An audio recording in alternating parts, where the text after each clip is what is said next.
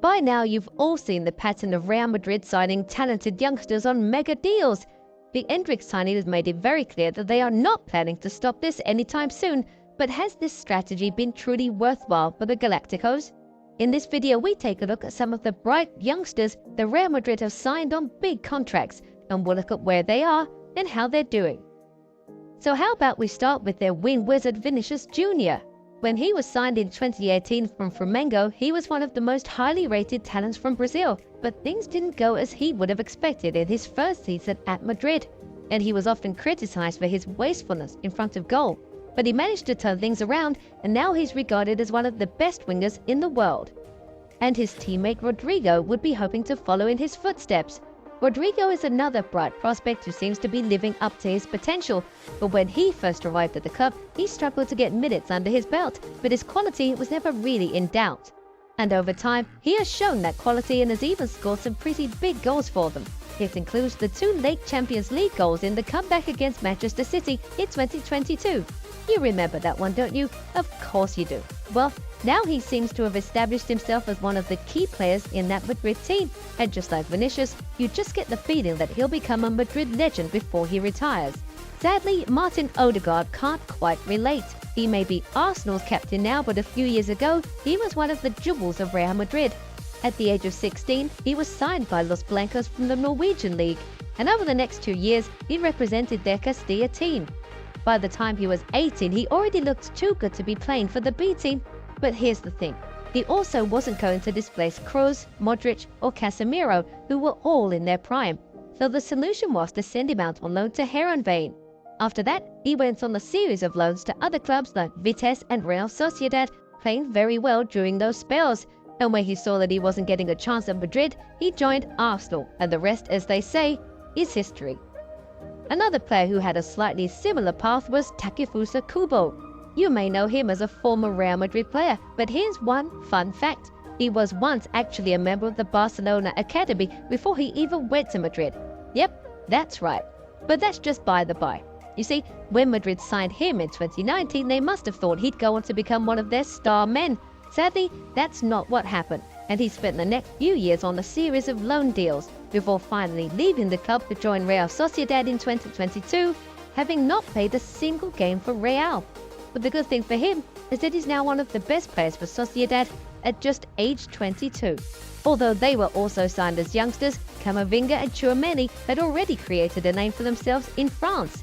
In the case of Camavinga, he was signed from Rennes in 2021. And at Madrid, he has had to contend with players like Modric, Kroos and Valverde for a midfield spot. Of course, as you would expect, it was difficult to displace those guys. This saw him being played in other positions, including left back. And guess what?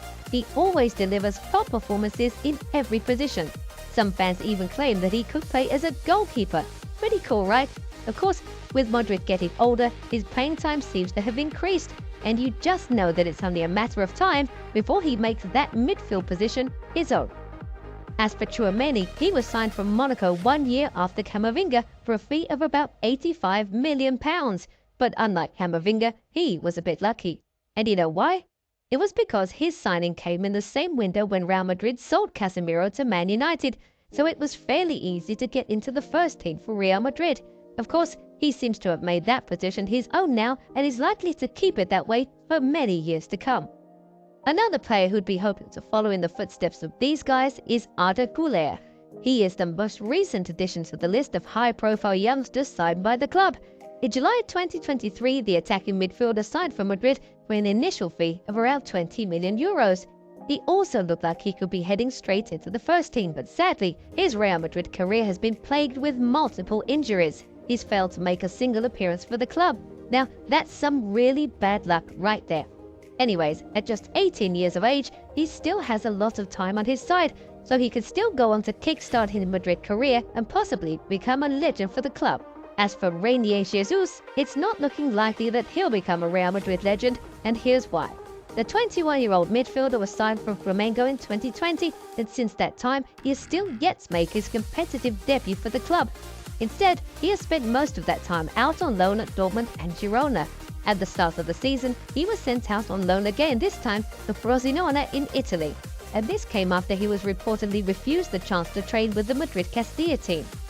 So, although Rodrygo and Vinicius managed to break in the Madrid team after joining from the Brazilian league, it turns out such an achievement isn't for everyone.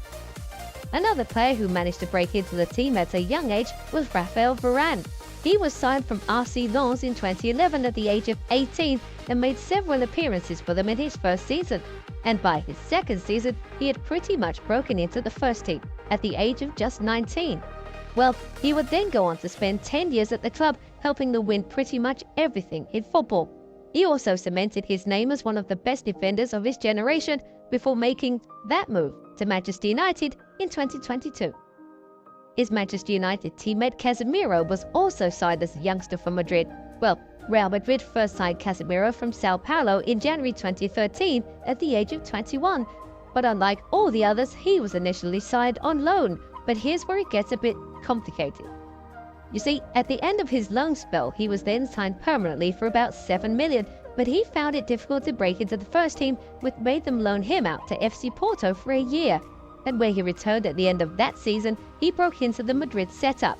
And by the time he was leaving for Manchester United in 2022, he had won pretty much everything for the club. So what do you think? Will Endrick become a success at Madrid? Do you also think that Rodrygo can go on to become the next big team for the club? Do tell us what you think in the comments, and kindly like the video if you enjoyed it, and then share it with your mates. And to get more cool videos like this one, do subscribe to the channel and turn on notifications. We hope to catch you next time. Bye bye.